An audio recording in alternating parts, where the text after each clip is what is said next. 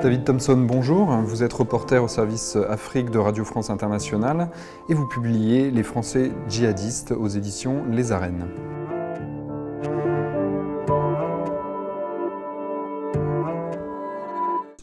Oui, effectivement, dans mon livre, je raconte le cas d'un de ces jeunes qui était pas musulman du tout, qui vendait de la drogue dans les cités françaises et qui s'est converti, qui est parti rejoindre 3 mois après sa conversion les djihadistes, en l'occurrence tunisiens, et aujourd'hui cette personne est en Syrie. C'est quelqu'un qui a découvert l'islam tout seul, en consultant par hasard un jour le Coran. Il a eu une révélation, il était dans une vie qu'il qualifie lui-même de haram, c'est-à-dire une vie illicite, alcool, fête, sortie, discothèque, filles, et puis délinquance. Et du jour au lendemain, il a tout arrêté. Il a lu le Coran pendant 3 jours, il ne s'est pas arrêté.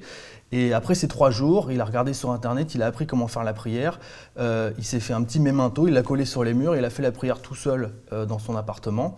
Et il s'est dit très vite, si je ne quitte pas la terre de mes créances, entre guillemets, c'est-à-dire la France, pour gagner une terre d'islam, je risque de mourir en mécréant et donc d'être voué à l'enfer. Donc il a rejoint les djihadistes tunisiens parce que très vite, il a appris l'islam en autodidacte. Et quand on apprend l'islam en autodidacte, très vite on se rend compte que ce qu'on apprend sur Internet est en contradiction souvent avec ce qu'on entend dans les mosquées. Donc il s'est dit, le vrai message de l'islam, il n'est pas dans les mosquées françaises, il est à l'étranger. Donc il est parti en Tunisie. En Tunisie, il a côtoyé des gens dans le Ansar al-Charia, notamment le principal mouvement djihadiste tunisien.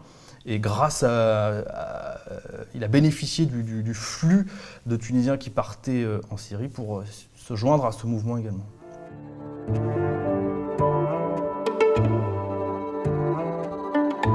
Souvent, on parle des forums djihadistes secrets, cachés. En fait, tout se passe vraiment aujourd'hui au grand jour. C'est plus seulement réservé à une poignée d'initiés, comme c'était le cas à l'époque, où il n'y avait que ces forums djihadistes pour trouver cette doxa salafiste djihadiste. Aujourd'hui, tout se passe tout simplement sur Facebook. Comment on trouve le moyen d'aller en Syrie? Ben, c'est très simple. C'est souvent aujourd'hui en ayant un copain qui est déjà parti, 3 chats, il explique comment faire pour le rejoindre. Et puis un jeune le rejoint. Ça se passe aussi simplement que ça. Donc aujourd'hui, il n'y a aucune filière, il n'y a aucun réseau. C'est des processus tout à fait artisanaux. Tout se passe de façon vraiment simple. Par un simple chat Facebook, on peut partir en Syrie aujourd'hui. Il y a aussi des vidéos, des vidéos de martyrs, etc. Il y a un ensemble de... Alors effectivement, les vidéos, ça c'est un élément central dans l'acquisition du savoir djihadiste, de la science djihadiste comme eux l'appellent. C'est-à-dire que ce sont des vidéos qui sont toutes traduites en français, en version originale sous-titrée, comme une série américaine. Sauf que là, on a devant nous toute la panoplie des discours des grands chefs d'Al-Qaïda, des grands chefs, des grands savants djihadistes internationaux. Et tout ça aujourd'hui est accessible au plus grand nombre, toujours pas, encore une fois, sur les forums djihadistes, mais sur YouTube, sur Dailymotion, en tapant simplement, par exemple, Anwar Awlaki, VOST. Anwar Awlaki, c'est la vitrine médiatique, qui est mort maintenant, tué par un drone américain, mais c'était la vitrine médiatique d'Al-Qaïda dans la péninsule arabique. C'est lui qui a lancé vraiment le djihad sur les réseaux sociaux, et aujourd'hui, ces réseaux sociaux permettent de toucher un public différent de celui des forums, beaucoup plus large, beaucoup plus jeune.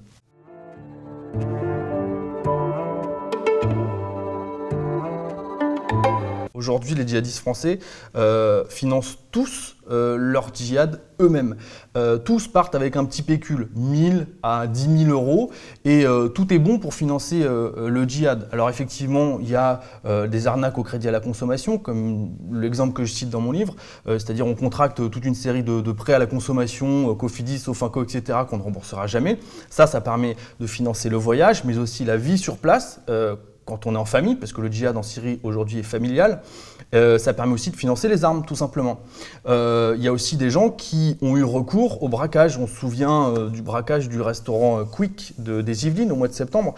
Là aussi, la recette de ce braquage était censée aider au financement d'un départ en Syrie.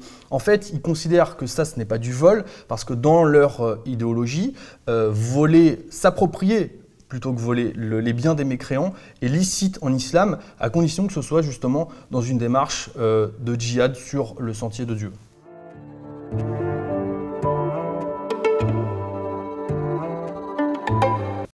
Effectivement, il y a comment on part en Syrie aujourd'hui. La majeure partie des gens aujourd'hui partent tout simplement en réservant un billet d'avion sur un site internet de vacances. Donc on part en avion, vol direct de Paris à Istanbul.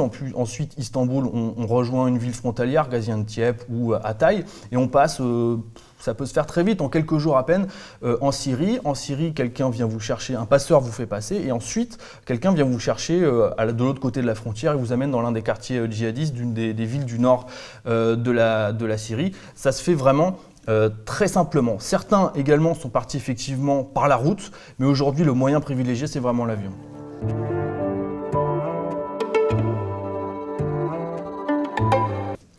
Cette phrase, l'islam nous a rendu notre identité parce que la France nous a humiliés, je trouve effectivement que c'est une phrase qui résume bien ce qui se passe dans la tête d'un djihadiste français aujourd'hui.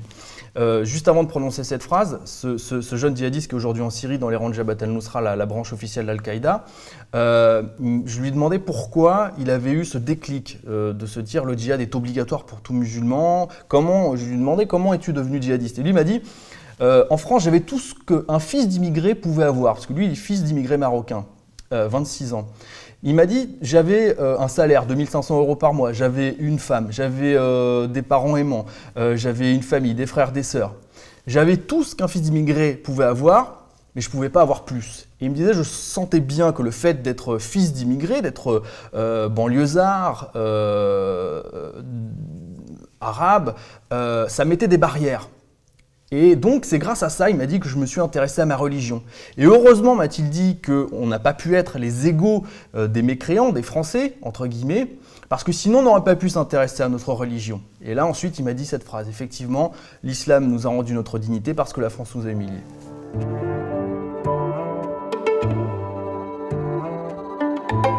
Oui, effectivement. Alors 700 djihadistes concernés par le djihad en Syrie, 700 Français, ça c'est le chiffre officiel.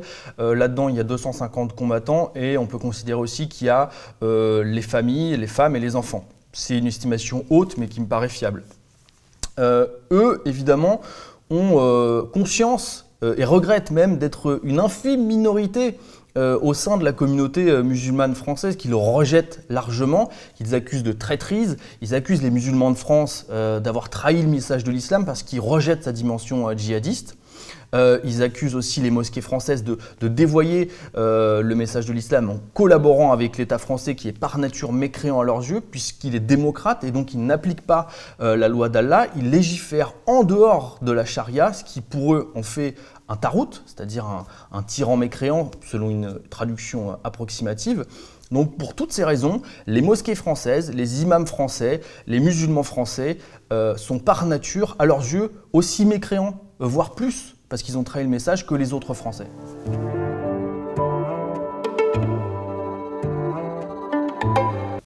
Oui, qui sont ces gens-là? Tous se considèrent comme convertis, même ceux qui sont de culture musulmane. Sur les 18 qui ont accepté de répondre à mes questions, la moitié sont issus de culture chrétienne et l'autre moitié est issue d'une culture musulmane, mais quasiment aucun ne venait d'un foyer parental pratiquant. Tous se considèrent comme convertis parce que soit ils ont fait une conversion, soit un retour vers l'islam. Mais la plupart avaient ce qu'ils appellent une jahiliya, une période de l'ignorance avant, comme au premier temps de l'islam. Et cette vie d'avant, c'était une vie souvent de sorties, de fêtes, de boîtes, comme tous les Français, parce qu'ils me disaient eux-mêmes, on a grandi comme des Français, on a été à l'école française, et au bout d'un moment, un jour, ils considèrent que cette vie, il faut rompre totalement avec cette vie, il faut se couper totalement de ces biens matériels, de cette vie matérialiste, pour se consacrer uniquement à faire en sorte qu'on puisse accéder au paradis dans l'au-delà, et ça passe par partir au djihad à leurs yeux.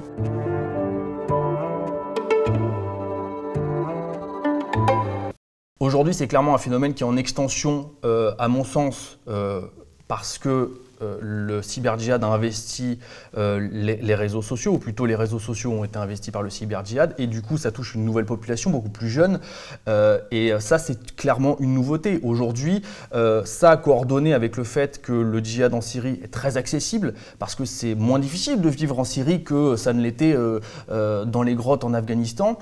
Tout ça a fait qu'aujourd'hui, le nombre de djihadistes français et étrangers présents en Syrie n'a jamais été aussi élevé. Le flux est inédit, l'ampleur est inédite. On considère souvent que de tous les djihad en Afghanistan, seuls 40 Français sont partis faire le djihad, une quarantaine sont partis faire le djihad en Afghanistan. On peut considérer qu'ils sont 10 fois plus nombreux à partir au djihad en Syrie aujourd'hui.